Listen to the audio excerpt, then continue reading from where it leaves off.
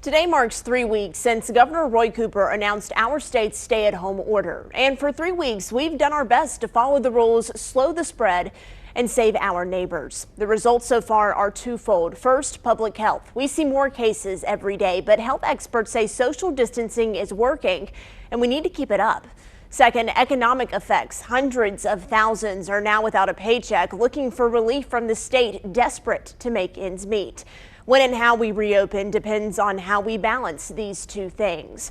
At least one business decided where they stand on the spectrum. First Watch is shutting doors nationwide. They've got spots in Greensboro and in Winston-Salem. The economic effects, no doubt a factor. But WFMY News 2's Alma McCarty found the move had more to do with public health. The nationwide chain has hundreds of locations, but this one here in Greensboro opened just this January. Like every other business, coronavirus came as a shock and they had to adapt. But furloughed employees say they're grateful that the company made the decision to close.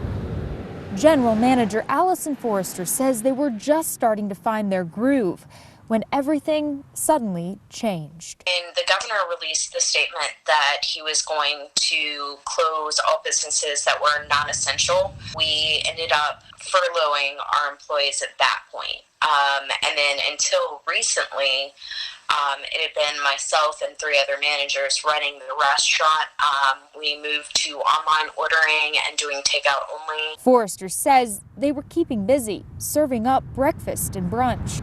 That was until last week, when the CEO said they were closing all locations to protect employees. Having worked in the service industry since she was 15, Forrester believes this was the safest choice. To know that the company closed, not just for my own benefit, but for my employees, because I'm a little bit of a mother hen when it comes to my staff, to know that they're safe and that our health was the priority is just, it reinforces that belief in the company. She and her staff are eager to return. As soon as it's safe for our employees, we will open back up and we will do everything that we can to start providing service to our community. The CEO also stated that the company would cover any medical costs related to COVID-19.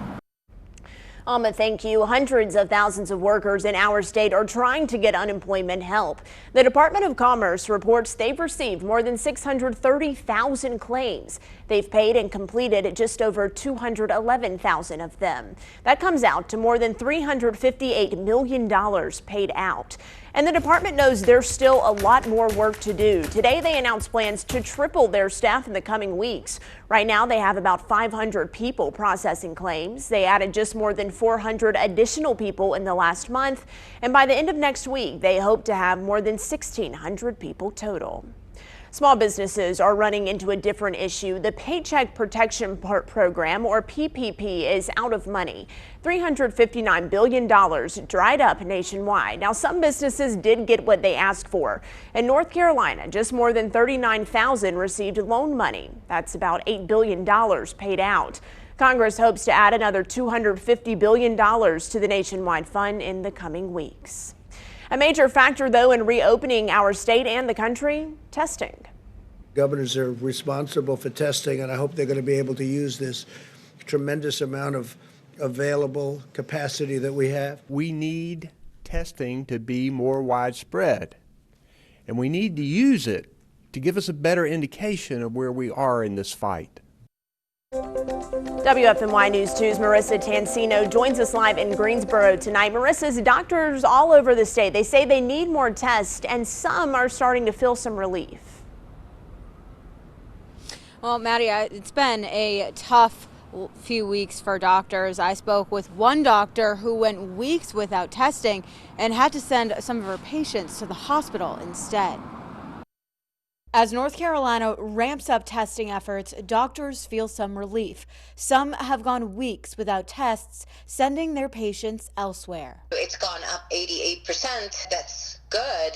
But but of course it's gone up because it was really, really low. Dr. Rosemary Stein runs a small family practice in Burlington. She says she received just 3 tests in mid-March. Since I didn't have the test, I had to sort of build my own avenue of being able to diagnose, isolate, and treat. Without enough testing supplies, Stein had to find other ways to keep patients healthy. She had no choice but to send them to a hospital. If a patient of mine that I've seen since that patient was born strikes me as being suspicious for COVID, I wasn't able to do the test. So I have to rely on somebody else's ability to be able to do the test, to have enough tests. She got more tests this week, 25 of them. On Wednesday, she wrote a letter to state legislators, worried that other doctors shared her challenges. One of the reps to hear her concerns, Senator Joyce Cravat. I think it was just the supply just wasn't there, and it was just very difficult to get what they needed. But I do think it's going to be better in the future. I almost feel like we're looking at it later than we should have. It's not too late, but it's later than it should have been.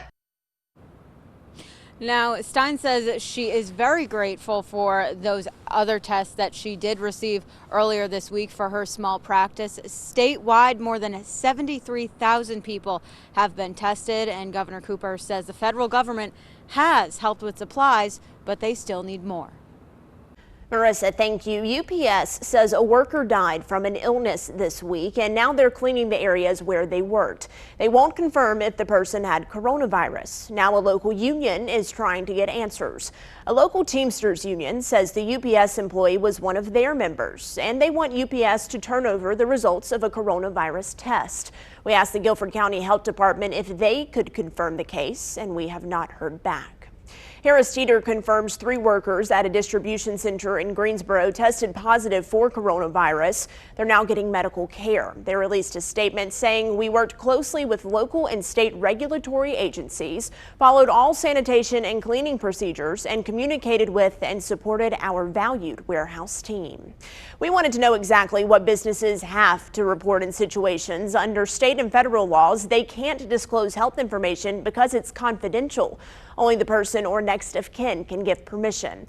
If a business identifies a positive coronavirus case among their workforce, they have to report it to health officials, and they take it from there.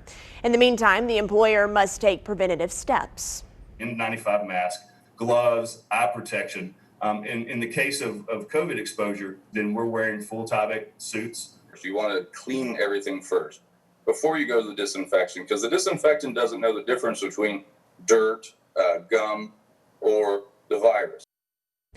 Workers who feel their employers are putting them at risk can file a complaint with NC Labor.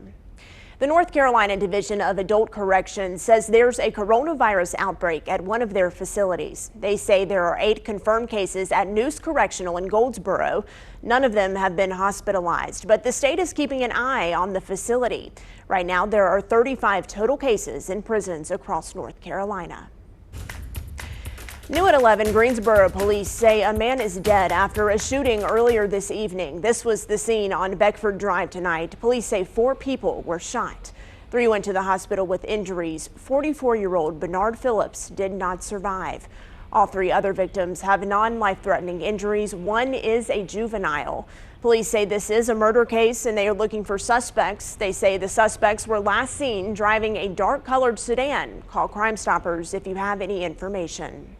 Winston-Salem police are looking for the people who shot an 18-year-old this afternoon. Officers say Marquise Grant and 2 men got into an argument on Old Vineyard Road right near the Arlington apartment complex. They say one or both of the men shot at the 18-year-old and a bullet grazed his chest. Police say several cars and apartments were also hit by bullets. An elderly man is dead after a house fire in Burlington. The fire department says the fire started this morning at a house on Whitsett Street. When firefighters arrived, they learned a man was still inside and they rushed to rescue him. They did get him out, but he later died from his injuries. The department is still investigating what may have caused the fire. Highway Patrol is investigating a deadly car crash in Davidson County. Troopers say the driver was on Rock Crusher Road near Lexington just after noon today. They say the person hit a curve, crashed into several trees, and then flipped over. Troopers have not identified the driver yet or what caused the person to crash. Well, tonight, the one thing I am watching is rainfall. It's getting closer to us, and by the morning, we'll start to see some of those showers skirting into the Triad. Here's where they are right now. Still on the other side of the North Carolina mountains, but they are moving closer to the Triad. So here's the timeline, basically going early on your Saturday morning, at the earliest around 5 a.m., but by 10, we should start to dry out, and you actually have a very nice Saturday afternoon to work with. Good amount of sunshine. The wind is still up there, but pretty comfortable temperature-wise also. We're only cooling into the 50s tonight, so it's not going to be another one of these cool, cold evenings. Instead, not that bad. Mid-60s for highs tomorrow afternoon, and then we start to cool down again going into your Sunday morning. We'll have a low right around 40 on Sunday before our next weather system starts to arrive. I'm predicting a high of 67 degrees tomorrow. Make sure you know about those morning showers and the nice afternoon. Coming up, though, we'll talk a lot of detail about this. A very strong storm system across the deep south. For some, it's going to mean severe weather again. For us, as of now, looks like we're going to be on the northern side dealing with just rain. We'll talk details coming up.